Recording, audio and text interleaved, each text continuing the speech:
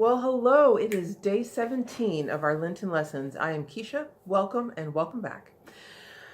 Let's just take a moment to center, close our eyes. Deep breaths in and out.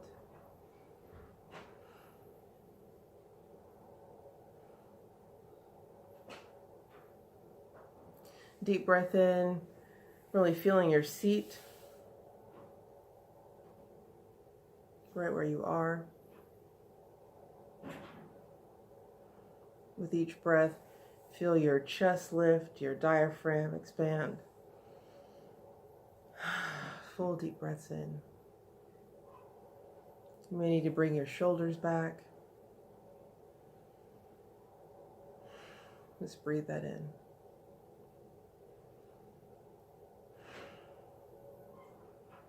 Begin to lovingly and gently recall all parts of yourself back. Any conversations or interactions where you might have left pieces of yourself throughout the day, just go ahead and call them back. Know that they're being cleansed through the ether so they come back to you clean and perfect.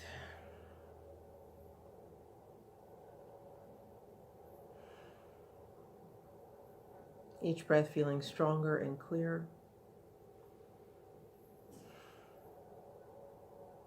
With each breath, you are made whole.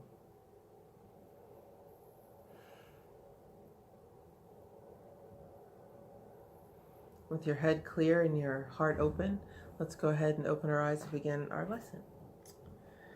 So, day 17 has us reading from Romans chapter 8, verses 1 through 11. So we'll start there. There is therefore now no condemnation to them which are in Christ Jesus, who walk not after the flesh, but after the Spirit. For the law of the Spirit of life in Christ Jesus hath made me free from the law of sin and death. For what the law could not do, in that it was weak through the flesh, God sending his own Son in the likeness of sinful flesh, and for sin condemned sin in flesh, that the righteousness of the law might be fulfilled in us, who walk not after the flesh, but after the Spirit.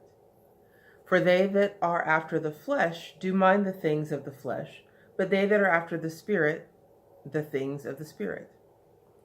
For to the carnally minded is death, but to the spiritually minded is life and peace.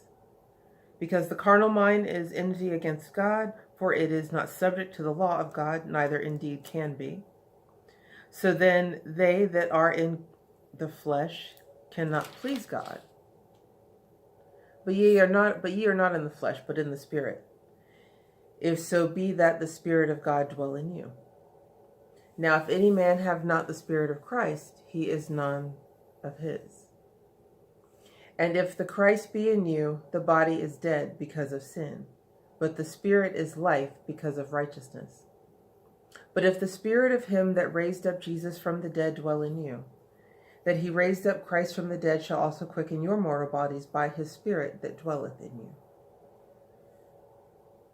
you. Well, there are several parallels for me in that. Everything in divine order and under divine timing. And then Fillmore has to say, if God had not planned to make Jesus a continuous working factor in our civilization, there would be no good purpose for his having been sent, and for the great sacrifice he made. He came to show us the way, the truth, and the life. And he promised, lo, I am with you always. He also promised that he would be with us as a teacher. When he, the Spirit of truth, is come, he shall guide you into all the truth. No one is overlooked. The helpful hand of Jesus is extended to all. Whoever you are, wherever you are, Jesus in his spiritual consciousness is waiting for your mental recognition. Whatever your object, he will show you how to attain it. Whatsoever ye shall ask in my name, that will I do. Jesus developed innate powers of mind and body and thereby became a citizen of the heavens, or realms where dwell the sons of God. He did this by the power of his word, by releasing the imprisoned electrons of his body and raising them to spiritual consciousness. Why do we not see Jesus? Optics show that man's eyes are limited in sight. They are aware of rays of light within a very narrow range. The microscope reveals a world of living things to which the natural eye is utterly oblivious. Both below and above the range of human vision, living entities exist. We sometimes feel the presence of what we cannot see. And so we affirm, I rejoice in the restorative power of Jesus Christ now working mightily in a new consciousness of life in my soul and body. And so it is.